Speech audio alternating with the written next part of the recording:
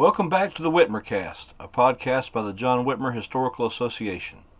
We bring you essays, interviews, panel discussions, and broadcasts related to Mormon history and restoration studies.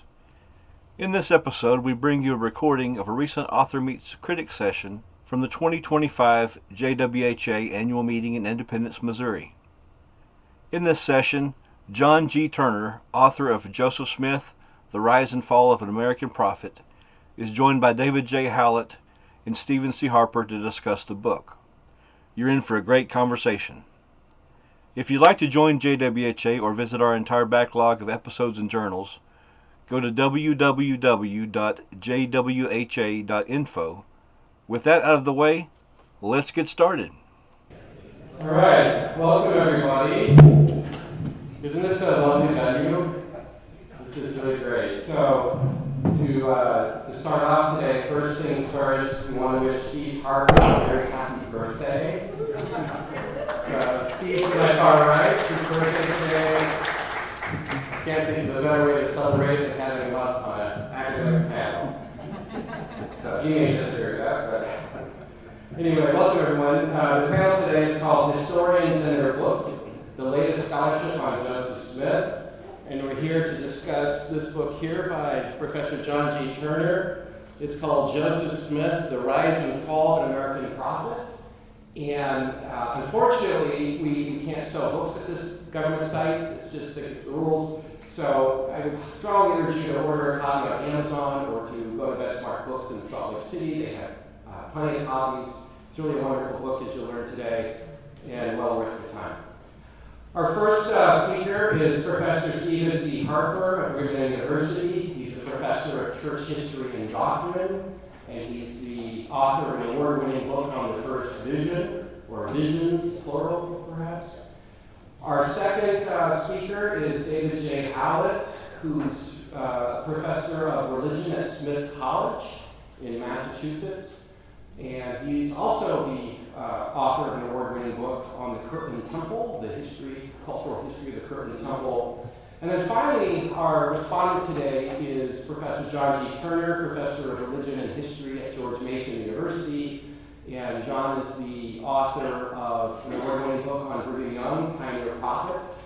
Also wrote a book on the cultural history of depictions of Jesus Christ in the Latter-day Saint tradition. And then, of course, the book that brings us here today is his most recent publication, Joseph Smith, The Rise and Fall of an American Prophet. We're going to start with Steve today. He's going to talk about his thoughts on the book, and he'll be followed by David Howlett, and then John Turner will be the respondent. And after John is finished, we'll open it up for questions and answers. Steve Harper.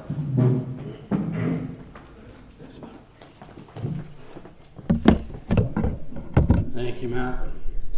Happy birthday to each of you, if it happens to be your birthday, or a very merry unbirthday, if that is the case as well. I'm really grateful to have been invited to participate in this panel. I'm an admirer of John Turner's work.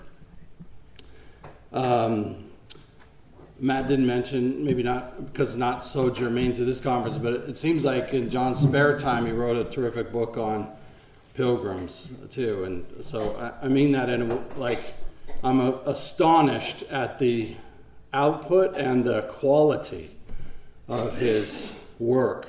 And meanwhile, he also does a ton of administrative work, including for my department in Provo. So I'm an admirer, and I'm grateful for John's work, and I'm pleased to be invited to comment on it. I expected this biography to be very good, and it exceeded my expectations. And I want to talk in my time here about two pros of the book, two cons as I see it, and then end with two questions for John. The first pro is it's very well researched, and it's extremely well written. The composition and the style are virtuous, lovely, of good report, and praiseworthy. The chapters are very carefully constructed. The paragraphs are precise. The transition sentences beat, to use a screenwriting term, and the pacing is perfect. The literary quality and the accessibility belies the immense amount of painstaking historical work informing it. Chapter 18 on follies is brilliant. It's one of several. Hell surrounded with demons, chapter 19. These are the best pieces of writing on these parts of Joseph Smith's life that I've ever seen.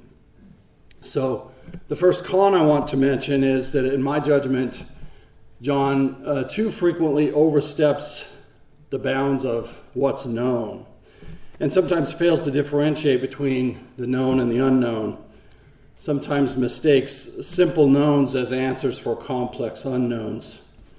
In other words, sometimes because no records exist, we assume that something did or didn't happen. Here are some sample sentences from page 35. Emma never reflected at length on the unusual courtship or elopement. From page 312, Eliza never discussed her marriages in as much detail as her sister. From page 39, other men stated that they experienced visions of the plates, but Joseph never let anyone examine them in an ordinary way.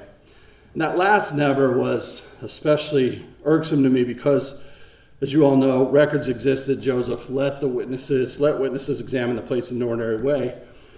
I found it a misleading usage in the middle of what is otherwise a really disciplined and informed account of when witnesses of the plates appear in the historical record. So I think I think what John meant is that before June 1829 to March 1830, no known evidence exists that Joseph let anyone examine the plates in an ordinary way. So my point here is it's critical, absolutely critical, to be precise about what's known and how when the stakes are so high. And as a rule, John is precise about that. It happened, in my judgment, though, too often that it wasn't precise. John knows how to qualify certainty. Plenty of evidence for that. From page 255, any historian writing about Joseph's polygamy has to admit a significant degree of uncertainty, he says. Then on page 296, no sources document their private discussion of the subject during these months. From page 310, there's no record of how Joseph introduced the doctrine to Emma. So, why several statements like this? Joseph certainly did not broach the subject with Emma. Whence this certainty? How do we know? Much better, John's phrasing on page 276. What, if anything, did Emma know? That's a terrific way of guiding the discussion, not presuming to know what's not yet for sure known. The second pro, John takes Joseph Smith seriously as a revelator. If Joseph Smith didn't claim to be a revelator, then none of us would be here today. Right? It's that without which none of us care much about him. There are 100 other Joseph Smiths in his time and place. There's no conference met today about the output of any of the rest. So taking Joseph Smith seriously as a revelator, not necessarily literally, not necessarily at face value, but seriously, is a very major pro of John's biography. Bushman-esque in this regard. You might remember at the beginning of Richard Bushman's 1984 biography, he said, I'm not going to settle the question once and for all about whether Joseph Smith actually receives revelations from God. I'm just going to treat him and his followers as if what they thought happened. And John does a terrific job of that, I thought, throughout. He generally contextualizes really, really well, very rarely editorializes. Before I read the book, I actually heard somebody say, he editorializes all the time. He's always sort of butting in and telling you what he thinks about it. And I found that happen extremely rarely in the book. Very skillfully done. This is a very responsible way to do religious studies, to take other people's religion seriously. And I thought that was extremely well done. Now this second con, then might seem like I'm of two minds, and that may be very well the case. But I think I think this is a nuance. I found, in my judgment, that the book was dismissive of Joseph's revelations. This might be a space problem, at least in part, but the Book of Mormon gets short shrift. The DNA citations are outdated and out of balance. Nobody has a genetic fingerprint for Lehi or Lehi's posterity. We don't know what we're looking for when it comes to DNA. Here's a sentence from page 67, despite Emma Smith's insistence that her husband used no manuscript or book, Joseph consulted the King James Bible during the translation. That's because, as John concludes, it's the only possible explanation for the long passages of Isaiah and the Sermon on the Mount. From page 68, Joseph Smith authored the Book of Mormon and therefore, in some measure or other, John says, deceived his followers and believers. And then this summation, it was an incredibly unlikely achievement. So my complaint here is not that John doesn't come to the same conclusion I do about the Book of Mormon. It's that regardless of whose reading is right, the Book of Mormon comes in underappreciated. John chooses the word audacious a couple of times in a couple of forms, but it's not just audacity. It's not just chutzpah, as he puts it elsewhere. The Book of Mormon is a monumental literary and theologically sophisticated contribution by the same person who authored the 1832 journal entries and the circa summer 1832 history.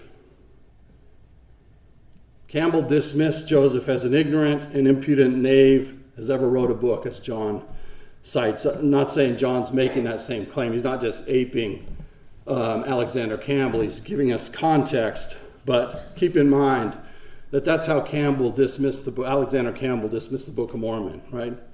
Written by as ignorant and impudent a knave as ever wrote a book. He dismissed it as just a hodgepodge of everything in the 19th century American era.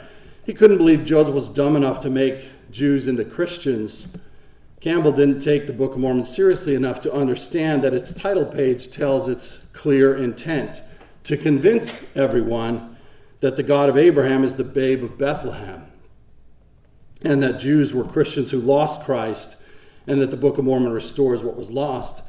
And I'm wondering if John may have missed this too. In his summary of the Book of Mormon, he says, Lehi has a vision of Jesus Christ descending from heaven, and Jesus gives Lehi a book but the Book of Mormon doesn't specify that Lehi saw Jesus, only a messianic figure. In the Book of Mormon, Lehi and his family learn as the book goes on that Jesus is the Christ. They recover by revelation that lost knowledge that the Messiah they anticipate is or will be a babe born of a virgin named Mary. First Nephi is structurally sophisticated so that this revelation is the high point and the heart of the book. And then the entire Book of Mormon features that revelation over and over and over. Benjamin, Abinadi, Samuel, and then Jesus himself. I am Jesus Christ. I am the God of Israel. The Book of Mormon and Alexander Campbell talk past each other. Campbell said everyone knows that people who lived before Jesus knew nothing about Jesus, so the Book of Mormon cannot possibly be accurate. The Book of Mormon says that because everyone, including Campbell, thinks they know that people who lived before Jesus knew nothing of him, it has come forth to educate them otherwise. Jacob might have wondered how Campbell completely missed his point from Jacob chapter 4. For this intent have we written these things, he says, that they may know that we knew of Christ, and we had a hope of his glory many hundred years before his coming. And not only we ourselves had a hope of his glory, but also all the holy prophets which were before us. Behold, they worshiped the Father in his name.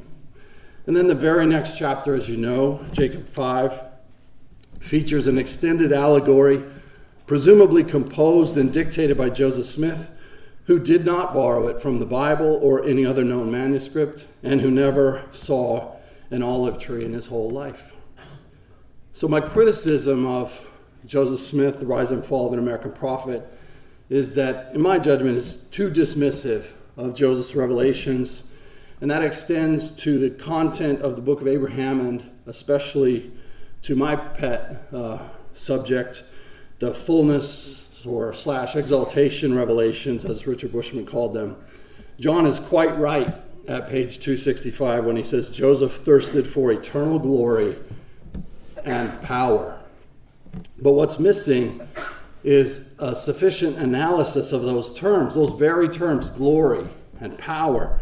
They're synonyms in Joseph Smith's exaltation revelations, along with light, law, life, truth, and intelligence, all of which are actual stuff that God didn't make but fully received and now dispenses, and which people can receive in degrees of glory or grace for grace on revealed terms and conditions until they receive fullness.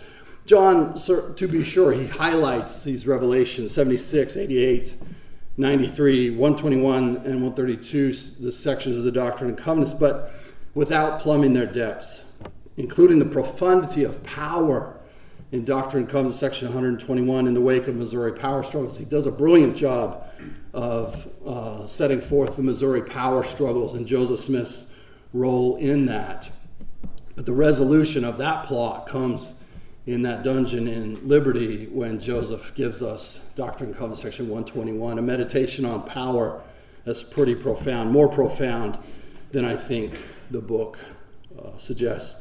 So 2 questions for John. What work, John, did you intend to do with the provocative line at the beginning? I wouldn't trust him with my money, my wife, or my daughter. And then how ought we to think about those? This is a great line for causing me to not be able to. I've been thinking about that line ever since I read it. And I'm going to keep thinking about it for years.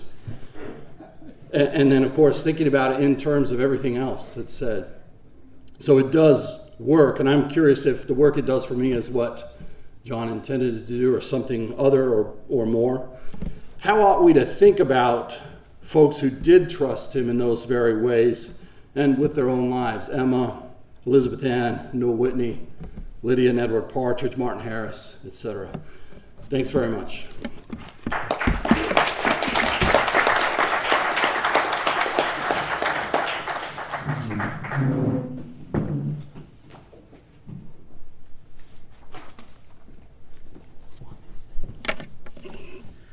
Well, good morning, folks. It's an honor to talk about John Turner's new book. You probably may also know that his first book is not on Mormons and not on Puritans, but on Bill Bright, the founder of the Campus Crusade for Christ. A fantastic biography. Campus Crusade is now called Cru, by the way. But John is the first biographer of Bill Bright. Fantastic work as well. So I can't say that I've written 5 books, but John has, and I think we're the same age, so there you go. So it's an honor then to talk about John's books. More than a few of my colleagues in Mormon studies circles have wondered aloud, does the world need yet another biography of Joseph Smith?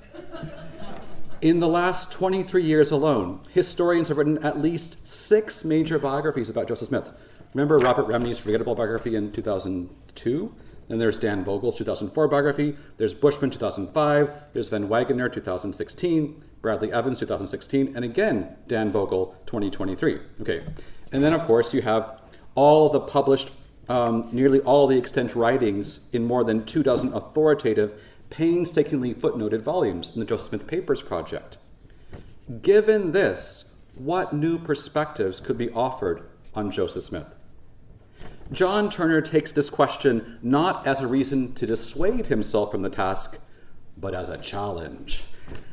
Digesting the voluminous primary and secondary research, Turner, a historian of religion in America, lays out his framework for understanding Smith in his introduction. Turner claims that Joseph Smith, quote, thirsted for excitement, reveled in risk, and gloried in persecution. That's page 4. These 3 traits hold together Turner's account of Joseph Smith's short 38 and a half years of life. As Turner writes, quote, oftentimes people within and beyond the church advised Smith to behave more cautiously. He ignored them. Smith, of course, did face his share of disasters during his career. Yet Joseph Smith, quote, grew more audacious in the wake of failure, unquote. Furthermore, Smith's hubris manifested in the stunningly varied roles he assumed during his life as a translator, a missionary, a church president, a banker, a politician, a general, and everyone in this room can add to that list because it goes on and on and on, the roles that Joseph had. Smith's quest for excitement, risk, and persecution proved both a strength for himself as a leader, helping to keep his movement together when all seemed lost after the Latter-day Saints' violent expulsion from Missouri in 1839. And of course, it also led to Smith's downfall, creating dissension within his church over stunningly new doctrines and political conflict with the Latter-day Saints' neighbors. And of course, the latter, of course, culminated in Smith's extrajudicial murder at the hands of a non-Mormon Carthage, Illinois mob in 1844. These events in the arc of Smith's life form a well-known story to all historians, everyone probably in this room, but one that Turner relates in crisp prose with a memorable tripartite conceit. In 376 pages, which makes it short compared to the other biographies, so that's short. The other biographies, 1,000 pages, 700 pages, they're long, right? So in 376 short pages, Turner offers a plausible portrait of Smith for readers not overly invested in Smith's authority as a prophet. Up front, Turner tells his audience that he is not and never has been a member of any religious tradition descended from Joseph Smith. Within the historiography of Smith biographers, Turner presents what I'll term a multicultural Joseph. And by this, I don't mean that Smith himself had multicultural tendencies. He didn't. But that in Turner's hands, Smith is one legitimate religious authority figure among many others on the 19th century American religious landscape. That's what I mean. There's legitimacy among all of these, and Joseph Smith is one legitimate form of leadership among others. So a multicultural Joseph, if you will.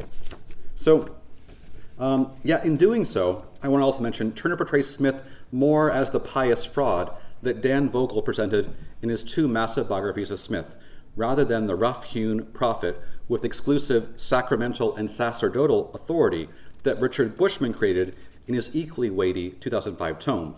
Turner writes that, quote, Smith remains an irresistible figure for many who encounter him, whether they see him as a prophet or a scoundrel, or a bit of both. Then Turner then quips, put me in the last camp. So in a line that he must have known to be quoted in reviews and has already been quoted, so we share some quotes in common. So Turner writes, I would not trust Smith with my money, my wife, and my daughter. So there we have quoted again. So even so, Turner shares an objective that Bushman signaled in his subtitle to his 2005 biography, a cultural biography of Joseph Smith, of Mormonism's founder. Turner presents a Smith whose life is best explained through studying the swirling cultural currents of his age, rather than delving into the psychology of religious experience, as scholars as varied as Fawn Brody, Dan Vogel, Bill Moraine, and Ann Taves have done.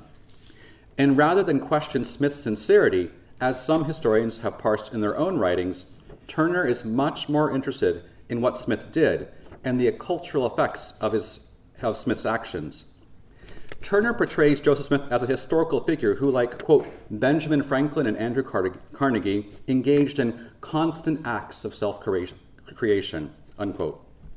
Smith, Turner notes, quote, sold books, land, and merchandise, but he was also a relentless religious innovator, bringing forth new scriptures, rituals, buildings, communities, and councils.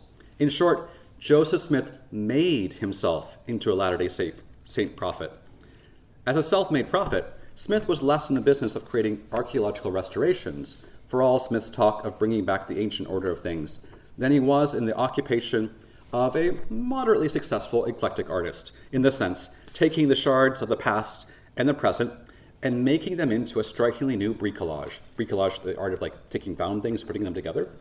For example, in a discussion of Emanuel Swedenborg's possible influence on Smith's model of tripartite glories in the afterlife, Turner states that Joseph caught, quote, hold of certain currents of thought, and through extended periods of contemplation, biblical study, and mystical experiences, molded them into his own distinctive teachings, unquote.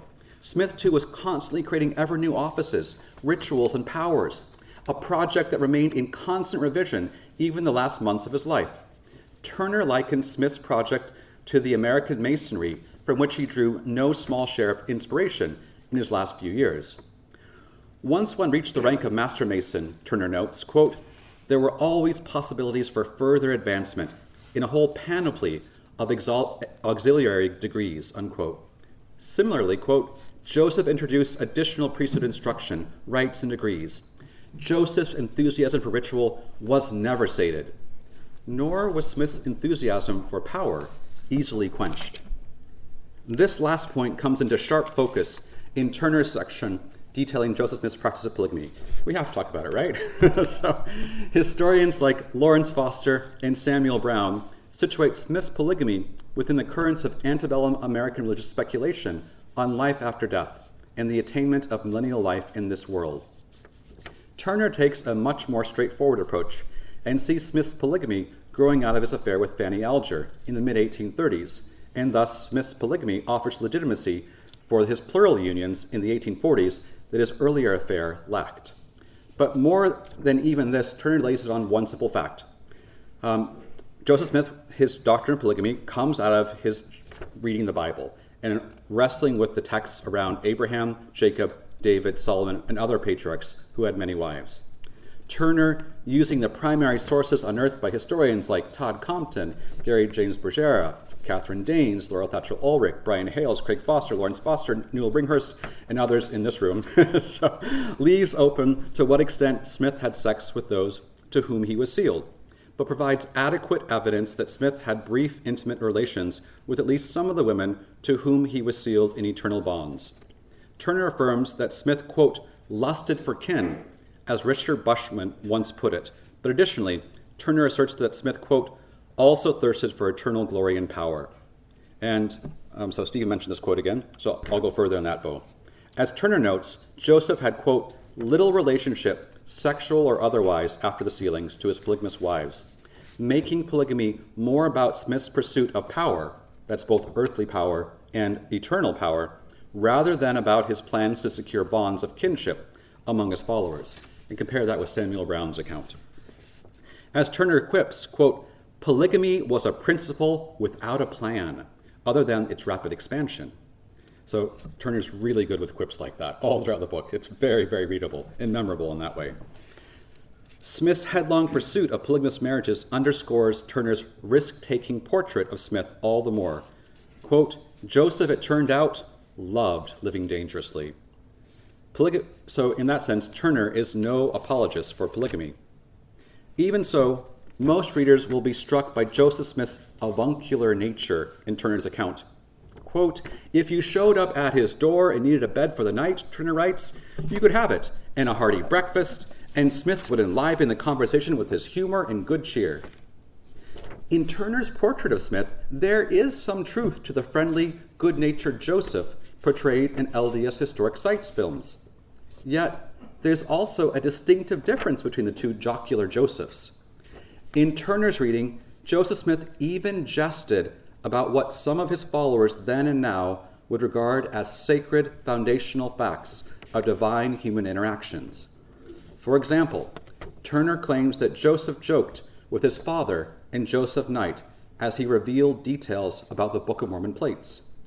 Turner, of course, reveals in his book he flatly believes there were no ancient gold plates, and the young Joseph was engaging in an act of subterfuge. Yet, after Joseph Smith convinced family and friends about the plate's existence, quote, the young seer had to produce something tangible, and then created the Book of Mormon from months of dictation. But this act of trickery, claiming that there were plates, that is, was more, quote, audacious than mendacious. Another great line. Audacious rather than mendacious, according to Turner. That the plates were something of a private joke is an argument that, as far as I know, no other historian has made. For that matter, not even the venerable cultural critics Matt Stone and Trey Parker seem to have thought of that possibility. So I guess that makes John Turner, like Lucy Harris, smart. Okay. I thought of that at 1:30 last night. That's the bad line, sorry. Okay. Anyways.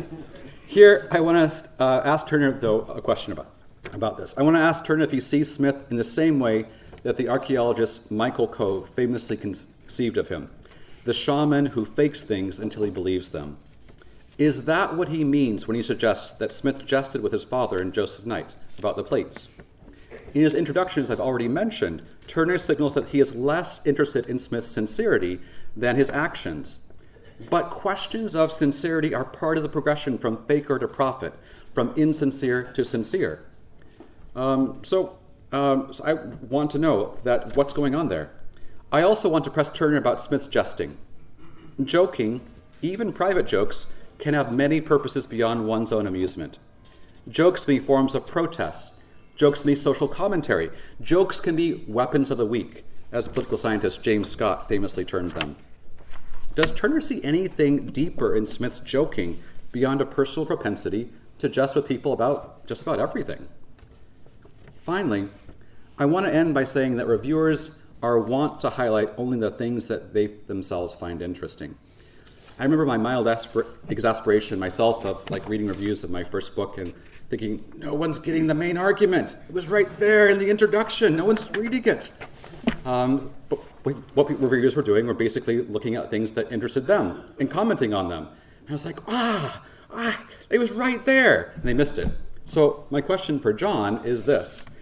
What have reviewers and readers like me missed that you intended them to catch when you wrote your book? What arguments or perspectives do they overlook?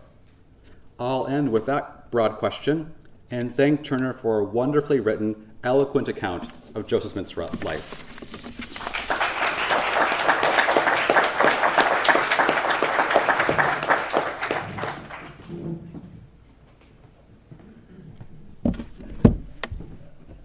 Happy birthday, Steve.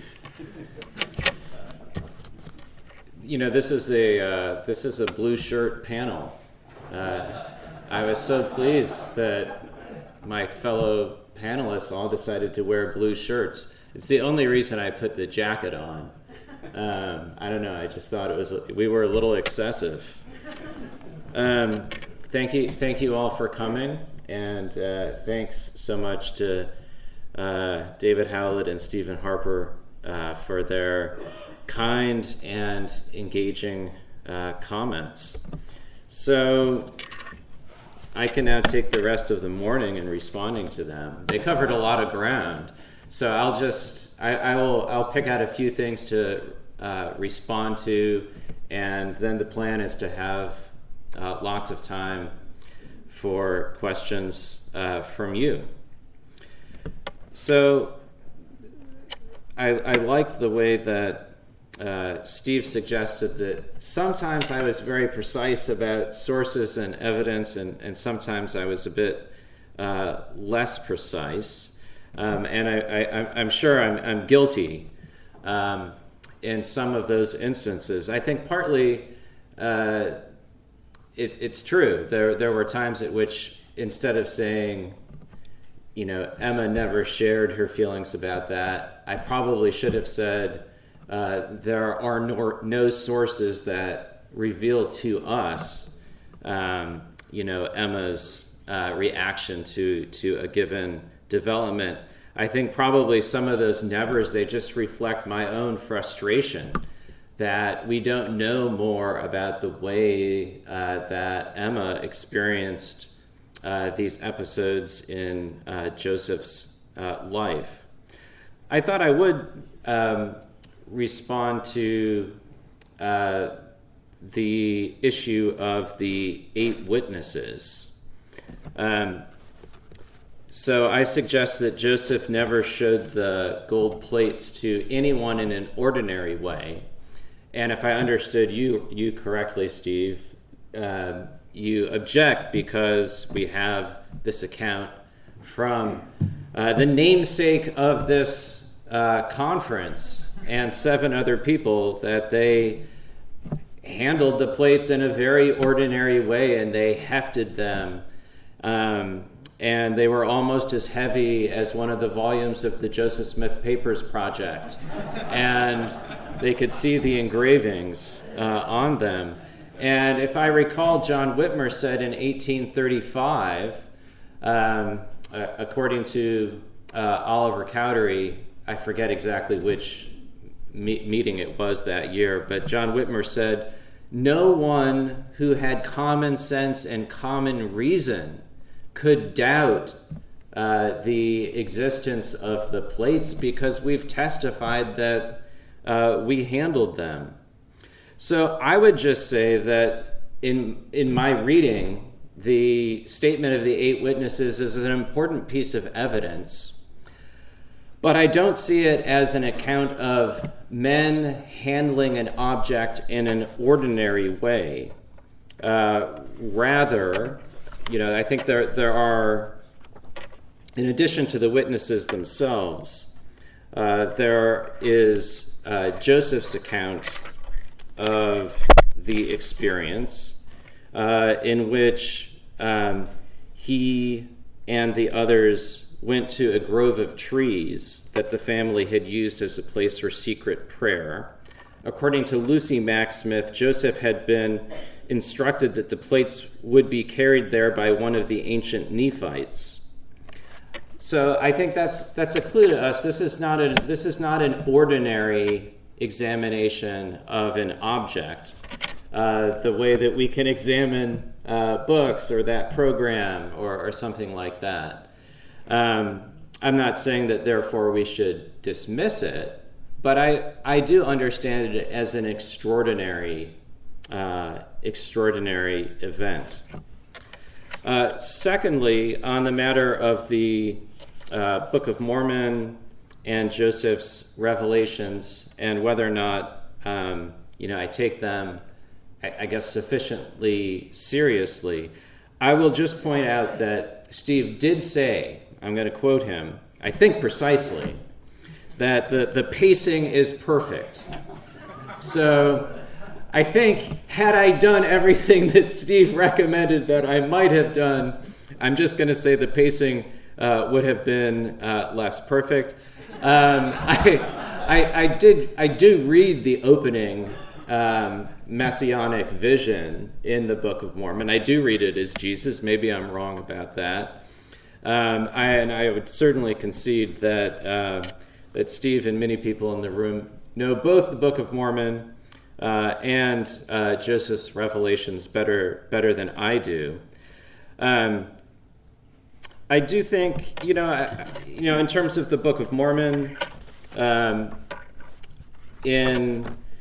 in the book, I note the complexity of its narrative. I note the number of things that Joseph is seeking to accomplish in the Book of Mormon.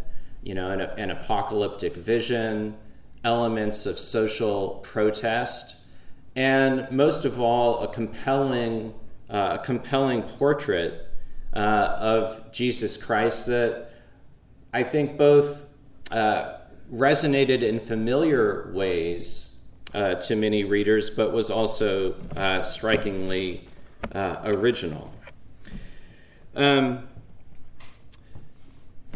David Howlett, he noted what I really appreciate is you noted that there are times in the book in which I was funny, and I aspire to that. So you made me feel really good about myself. And you also noted that at times, Joseph Smith was funny and jested, even about very ostensibly sacred things, such as the Book of Mormon plates, and he was alluding to a scene in Joseph Knight Sr.'s history in which Joseph returns early in the morning after his errand with Emma to the hillside, and at first he looks crestfallen, and he leads Joseph Knight to believe that the errand has been a failure, and then he springs on him, that it's 10 times better than I expected. Joseph had a certain flair, I think, for both humor and drama in that respect, and that humor about serious things persisted until right through the end of his life. There's a famous episode in 1844 in which Charles Francis Adams and Josiah Quincy IV visit Joseph from Boston. They're both from Boston. They visit him in Nauvoo. He shows them the mummies, the papyri, takes them to see the under construction temple. They ask Joseph to predict a victor in the coming presidential election. I will prophesy that John Tyler will not be the next president. For some things are possible and some things are probable, but Tyler's election is neither.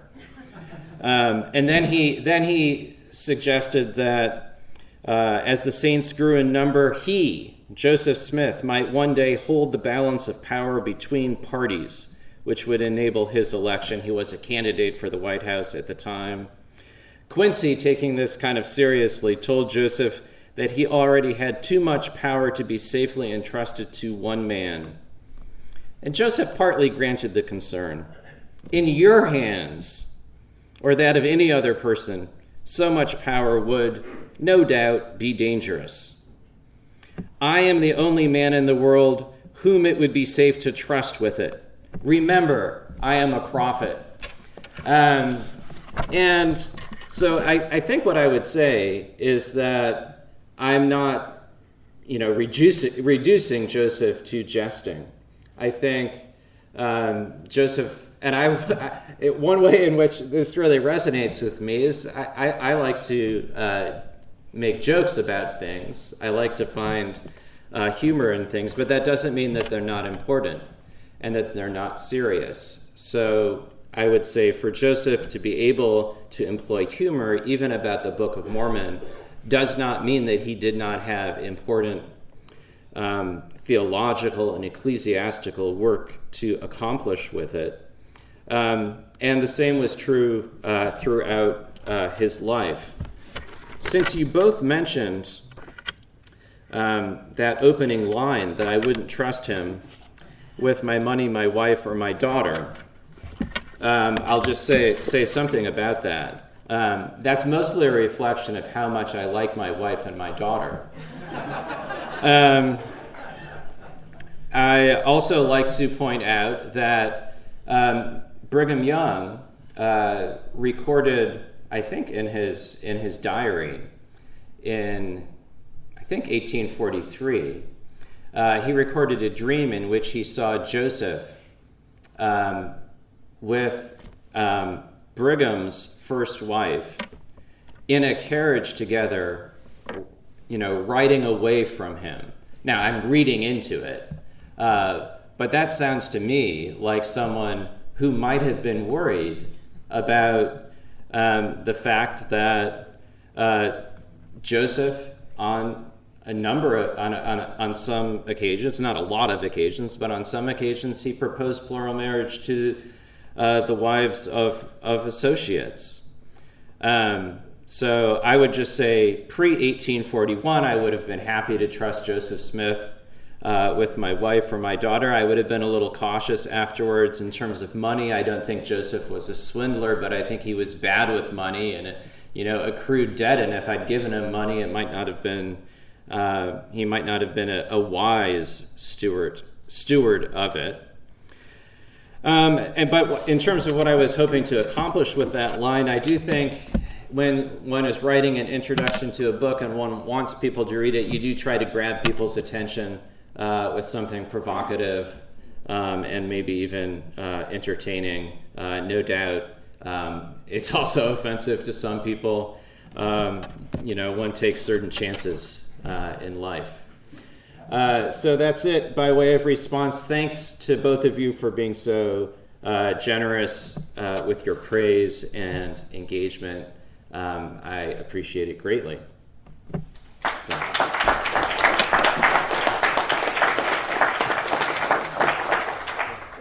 All right, we're going to open it up for questions, and I'm going to repeat the questions so that we can hear them for those who are with us in the room today. The question is, what is left to do on Joseph Smith in terms of narrative, in terms of sourcing, And I'll open this up to it. Well, I think something what John did with the Mormon Jesus, his book on that, is something to do with Joseph Smith. The cultural reception of Joseph Smith in material culture, in books, that hasn't been done yet. So it's all been about his lifetime. And you want me to say how somebody could write a better book on Joseph Smith? One with more perfect pacing. Steve said it was perfect pacing. So it can't be better than that. 500 pages of footnotes. I mean, there's a rumor that Rick Turley is working on a biography of Joseph Smith. There's a rumor that he has, 400 more research assistants than I did. I had 0. I'm joking. I think there's always an opportunity to have greater precision and better sifting of evidence. I mean, I think that's one of the great virtues of the Joseph Smith Papers Project is getting so much evidence sort of pre-sifted on the table. That's enormously useful for anyone working in this field. I also think what Steve said about taking the Book of Mormon and Joseph Smith's revelations as a site for biographical engagement in a way that also preserves that pacing. I think that's a good challenge, because that's one of the difficulties when you're writing a biography of any author, is that when you get to significant texts, to what extent do you stop and analyze those texts? And if you do, can you do that in a way that doesn't fully, or it doesn't interrupt the narrative too much?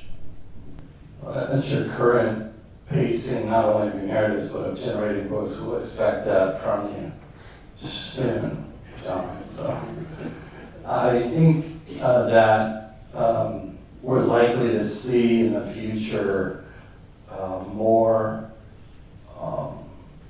context of the legal world that Joseph Smith inhabited, and I think that'll provide us insights that we haven't yet quite understood. I think John's state of the art on that as of right now, but I think in the future we'll have even more and more of that. The question is, the panel needs to respond to how one of the witnesses saw the gold plates. And we'll turn that over to John. I think that's a quotation from Martin Harris. And I read it I read the statement of 3 witnesses as explicitly visionary. I don't think that visionary experiences, should be dismissed or devalued. But there's, always debate about visionary experience, whether or not one was really seeing them, or whether one was only sort of spiritually seeing them. And when I look at Harris's statements, I think he wanted to assert and confirm that he really saw them. And I think that's what he meant by that statement. Good question. Sonia Hazard has an interesting idea about this, which I think makes it into the footnotes of this book too, that it could literally be printing plates. She's a material culture scholar, really in Century America, and it shows how shorthand plates, the article is like 2 years old, in Religion and American Culture. It's a very convincing article. I was extraordinarily skeptical when I first heard her give the paper, when she began giving it at a conference, and by the end she gave the paper I was convinced. I was like, whoa, maybe. So that's another theory, that the plates were actually material, but they were literally shorthand printing plates for a shorthand book. That's theory, right? But that's the possibility beyond the materialization uses like annotate, where something becomes something. In a sense, like the sacrament becomes Jesus' body and blood in Catholic theology. So something that Joseph had became for his followers the plates, or for himself even. They're alternate theories, and John explores them in his chapters there too. Yes, Mike. So the question, John Turner, is how much did he consult other biographies on the prophet, and what biographies were most influential to him? So, fun question. I think actually, if you write a Joseph Smith biography, it makes you more appreciative of other biographers. I think that's true of scholarship in general, not just when it comes to Joseph Smith. I'm a big admirer of Richard Bushman. I'm also an admirer of Dan Vogel. I think Richard just truly excels at several things. Number one, of the context of Joseph Smith's life. I would say also a reminder that if we're sifting through evidence about Joseph, and Steve alluded to this, we have to take seriously the statements from people who were close to Joseph and believed his claims.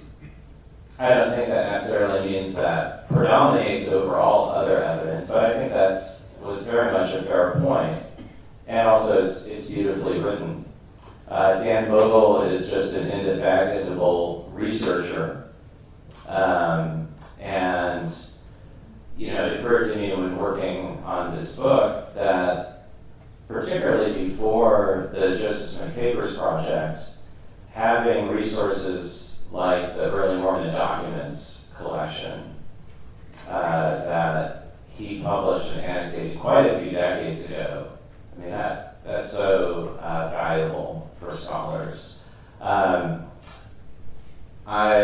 also just have a lot of admiration for Fawn Brody's prose. She's such a great writer. It does occur to me that, I don't know why I feel prompted to say this, but Fawn Brody's knows my history. The first edition, that's 80 years ago. It was published in 1945. And as much as I admire her prose, it's terribly out of date, and it's still, I would still say it's the go-to biography as far as non-Mormons and skeptics are concerned. And I do think that's a bit of a shame, because there's just much more reliable information in Rough Stone Rolling, in Dan Vogel's books, and in a host of other publications. So the question is to the panel, what do they make of BYU linguist Royal Skousen's work on the Book of Mormon? And Royal has published for 35 years good books on the translation process. So thank you for the question, Mark. I'm most familiar with Royal Skousen's The Book of Mormon. I think it titles it the original text, the one volume from The earliest text. the earliest text. Yeah. My editor at Yale, as an aside, they had no idea what a hit that would be when they agreed to publish it. So they're just tickled with its long shelf life, and probably the fact that it sold much better than they anticipated. So I'll just say, in terms of my familiarity with Royal Skousen's work, I'm really primarily familiar with that volume, which I read through when I worked on my Mormon Jesus book. For the Book of Mormon sections in that book, I found it very useful to situate myself in the as close as one could get to the words that Joseph Smith spoke and his scribes wrote down. I do think that for Joseph, translated by the gift and power of God, yes, I agree that meant dictated. Whether, Joseph was very circumspect about the translation process, even to the point of declining to elaborate on it when his own brother Hiram once asked him to do so at a meeting. So in terms of how exactly Joseph Smith produced those words, I think we just don't have as much evidence as we would want to have. So the late Graham St. John Stott had an idea on this. Graham was a community Christ scholar, probably the only really serious Book of Mormon scholar of this last generation as community Christ that wrote on it as an academic. He just really studies, taught in the Middle East at the University of JWHA in the West Bank, for instance. Graham has a 1988 article in a Canadian literary journal that didn't get a lot of attention about writing the Book of Mormon. And he takes on that idea like type control, and instead has the theory that's, uses Joseph's quotes about Revelation later on about sudden strokes coming to his mind, inspiration, and has more of a loose control idea, if you will, which is probably you're familiar with this. But his idea is basically that, when Joe talks about Revelation, it's like what other people will talk about is someone writing a book is inspiration. You don't ask the question about, it's like there's characters in your mind that are working through when you ask the question of what happens next. And for Joseph Smith in his context, that was inspiration. And so translation for him in Stott's reading of this, from all these other sources as well, is more like that loose control, like inspiration coming to him that he took in that way, of sudden words coming to him rather than seeing it as there's this account of, I don't know if it's Whitmer or whose account it is about seeing the thin stone, I forgot. But then there's a source where your brother used for that kind of control. So that's Stott's account. I want to put a plug in for reading Graham Stott's work. It's fantastic. Google him. He's the best community Christ scholar ever on the Book of Mormon, I think. I'm inclined to favor Professor Skousen's theory of pretty tight control, but not absolute ironclad control. I don't know, none of us can prove, and Professor Skousen hasn't proved how the Book of Mormon is translated, but I don't think any scholar of Joseph Smith or the Book of Mormon can disregard the 3 decades plus of the Book of Mormon Critical Text Project.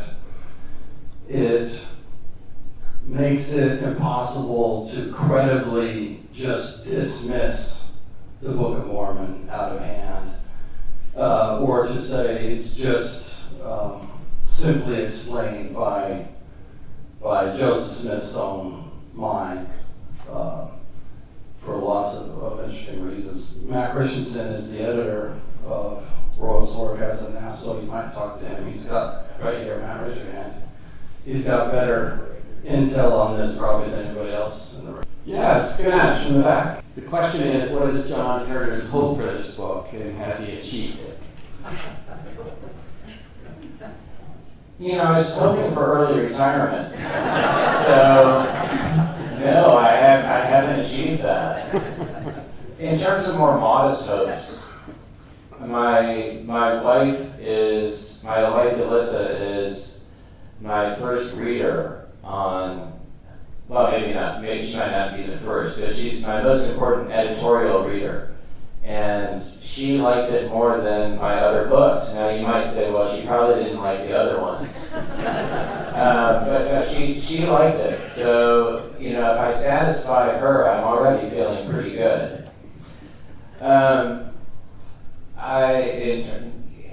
Sure, if you write a book, you hope people will read it. I think I'm gratified at the amount of interest.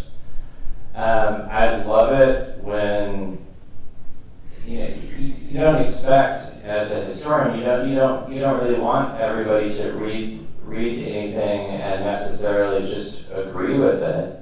You want people to care enough to object and to engage and discuss. one of the things that makes me gratified is, I get emails from people who have a question or an objection, and they want a bit of dialogue and conversation. And I think that's so fun. One of the great things about one of the great things about Mormon history, which is very much exemplified in this community, in this conference and organization, is that you get people from all sorts of perspectives. You also get a mix of professional historians and people who simply love this history, and in my opinion, sort of become professional historians along the way. So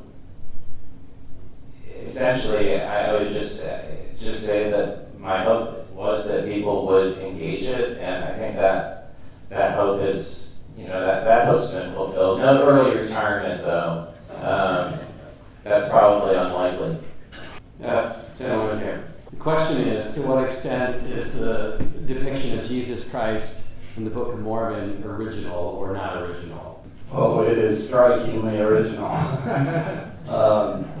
Terrell Gibbons put it this way. He said, in Joseph Smith's manuscript history, where he says Moroni shows up, stands midair in his bedroom and says there's a book written, deposited on these plates. And by the way, it contains an account of Jesus Christ giving his gospel to the ancient inhabitants of America. Gibbons' line is, he says, it's a little bit like saying, the Ten Commandments given to the people of Atlantis. Right, so it's a way of saying, what's different here? Jesus, New Testament.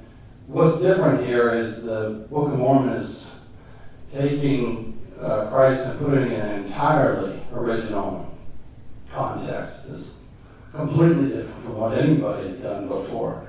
And that's not to discount other original readings or presentations of Christ, but it's original. So, I'm Community of Christ. Book of Mormon is, in my tradition, still scripture for me. But I have to admit, theologically, there's a difference. 35 Community of Christ edition, chapter 4 before chapter 5, there's a lot of destruction going on. Jesus destroys a lot of people. And then Jesus comes, and there's a merciful Jesus. That theologically is different. It's not the gospel Jesus to me. So I think there has to be read in a different way, through the theological sense that Community of Christ in a different way. So I would just add that I think sometimes I agree with what Steve and David said in broad strokes.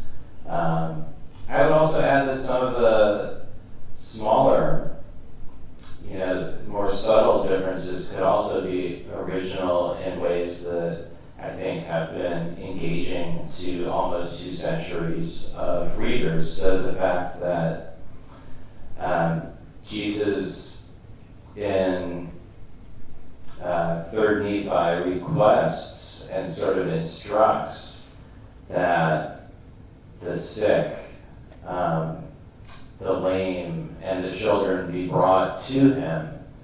I think some of those little twists, if you will, I think they were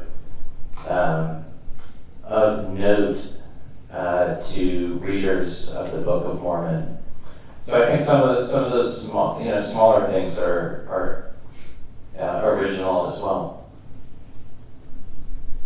I'm going to take the liberty to ask this question. So there's a movement in the LDS Church and also some other restorationist religions that the prophet Joseph Smith is not a monogamist.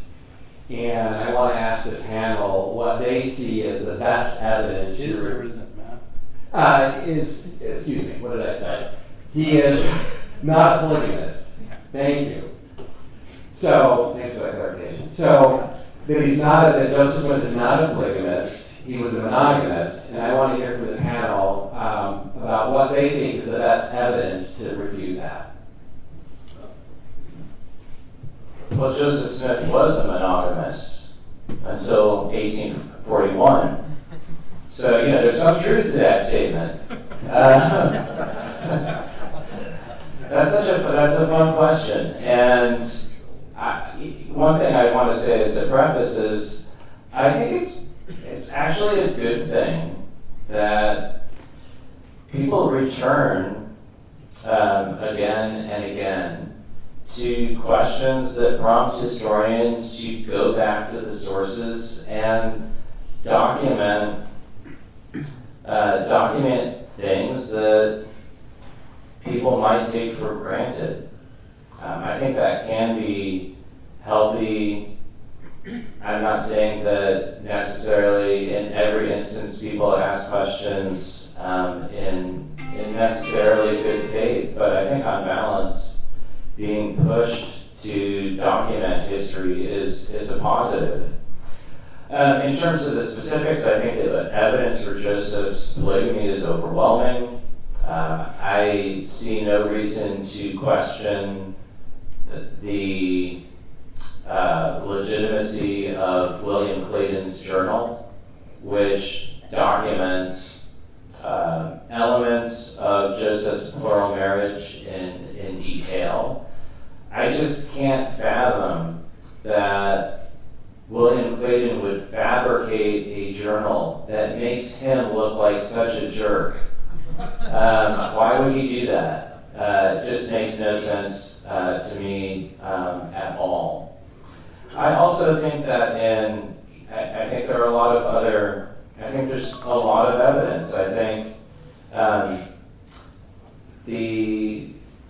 some of the considerably retrospective evidence is pretty good.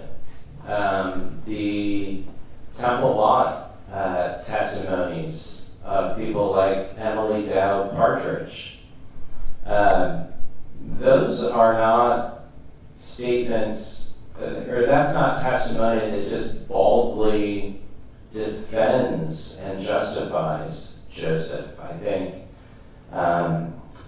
think her statements are far more revealing.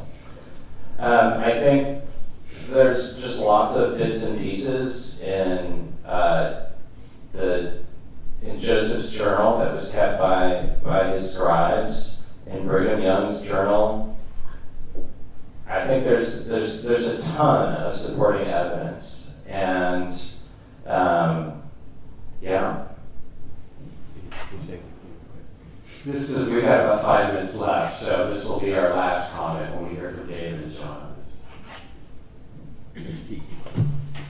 I grew up in a movement that denied Joseph's polygamy. I was a restorationist growing up. That's conservative RLDS that broke away from the RLDS church in the 80s. So I know the arguments well. They migrated them to the Latter-day Saints, to my shock and surprise, in the last decade. So what I find most convincing are statements by people who joined a non-polygamous anti-polygamy movement, the RLDS church, that believed Joseph Smith was a polygamist when they were in Nauvoo. People like Josiah Butterfield, William Marks, and others who definitely hint at it or outright say it in their writings at different points in time, who were in the know in Nauvoo. So they have no reason to say that. Because Joseph Smith is so anti-polygamy, he doesn't want to believe this. That's what I can find very convincing, just reading their accounts and looking at them. So they have no reason to, they have every reason to say he didn't practice polygamy, they say he does. So that's what I find convincing.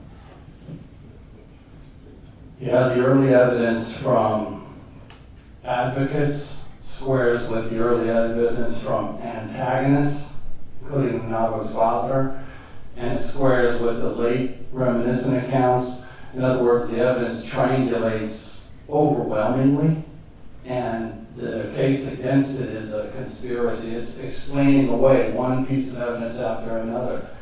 It just doesn't, it's not the historical method. The case against it does not follow the historical. That's why historians don't buy it, and the people who are selling it are overwhelmingly not historians, not trained in the historical method.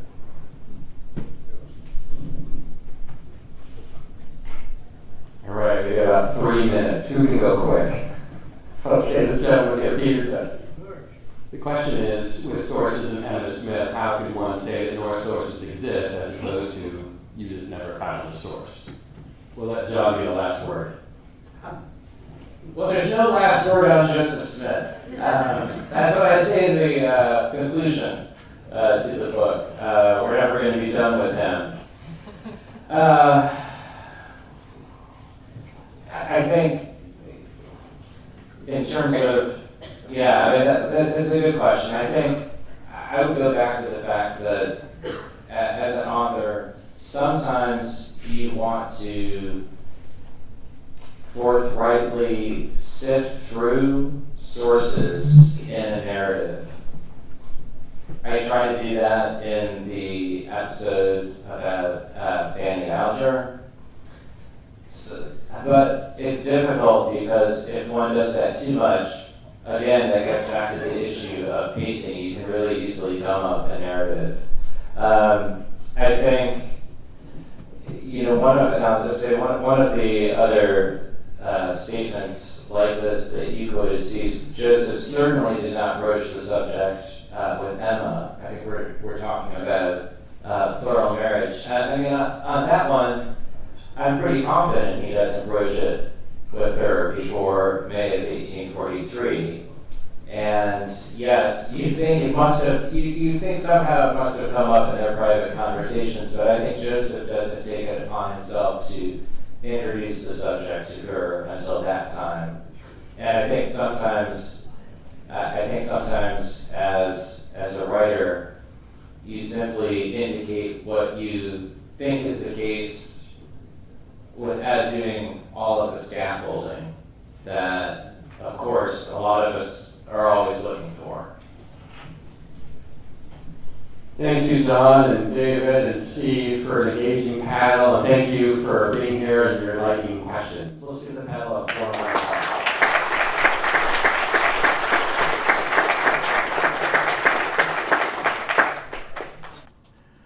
We want to thank you for tuning in to the Whitmercast. John Whitmer Historical Association is an educational nonprofit institution. For more information, visit www.jwha.info, where you can meet our team and join the association, read past issues of the JWHA Journal, and get updates on upcoming conferences and events. Our theme music is I Love to Tell the Story, composed by Tom Moraine. This podcast is a production of John Whitmer Historical Association, all rights reserved.